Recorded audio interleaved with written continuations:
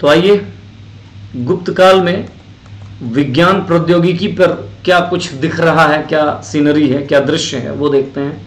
सबसे पहली बात कि गुप्त काल के दौरान आपको कई विद्वान मिलेंगे जो कि विज्ञान और तकनीक से जुड़े हुए हैं। जैसे आपको आर्यभट्ट मिलेंगे, मैं आपको चर्चा करूंगा वन बाय वन।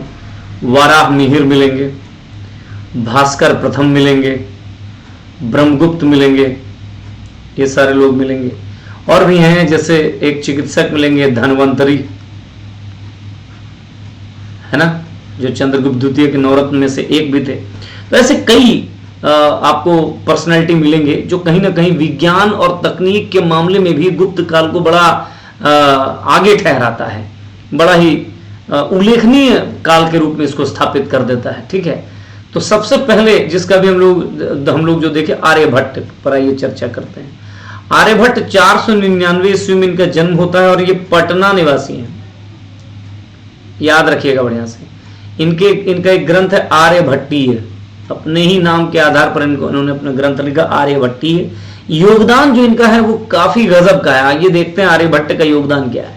सबसे पहली बात कि ज्योतिष को गणित से अलग माना। इन्होंने कहा, मतलब इनके पहले तक ज्योतिष शास्त्र को और गणित को एक ही माना जाता रहा, जो कि ऐसी बात नहीं है। इन्होंने साबित किया कि नहीं, ज्योतिष एक अलग विधा है, एक विषय है, गणित एक अलग विषय है।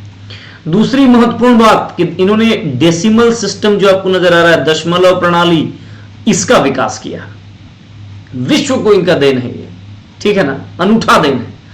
तीसरी बात, पृथ्वी गोल है और अपनी धुरी पर घूमती है, यह बताने वाले पहले थे। इन्होंने बताया कि पृथ्वी गोल है और अपने धुरी पर यानी अपनी एक्सेस पर, अपने अक्ष पर ये क्या कर रही है, घूम रही है, ऐसा इन्होंने बताया था। अगली बात कि सूर्य ग्रहण और चंद्र ग्रहण के वास्तविक कारणों की जानकारी आर्यभट्ट ने दे दी थी उसी दौर में। देख रहे हैं 499 ईसा पूर्व में, ईस्वी में, सॉरी ईसा पूर्व नहीं, ईस्वी में इनका जन्म हो रहा। और the very important pi equals to 3.1416, ये जो वैल्यू है, आज भी हम लोग पाई का इस्तेमाल करते हैं कई जगह, खास करके मेंसुरेशन, क्षेत्रमिति में हम गणित का एक भाग है क्षेत्रमिति मेंसुरेशन, उसमें हम लोग देखते हैं। तो पाई इक्वल टू 3.14, ये बताने वाले आर्यभट्ट थे, एक महान गणितज्ञ थे। और इन्होंने बताया कि एक सोलर ईयर यानी एक सौर वर्ष की लंबाई 365.358 दिन होता है। ये सारी के सारी चीजें इन्होंने बताया है और इस तरीके से अपने दौर के ही नहीं बल्कि पूरे इतिहास में आज तक के दौर को भी अगर शामिल कर लिया जाए तो इनका नाम महान गणितज्ञ के रूप में शुमार है। ठीक है ना, तो याद रखिएगा ये सारी बात। आर्यभट्ट एक गुप्तकालीन विद्वान, एक गुप्तकालीन गणितज्ञ, आर्यभट्टीय इनकी रचना, और इन्होंने ये कंट्रीब्यूट किया।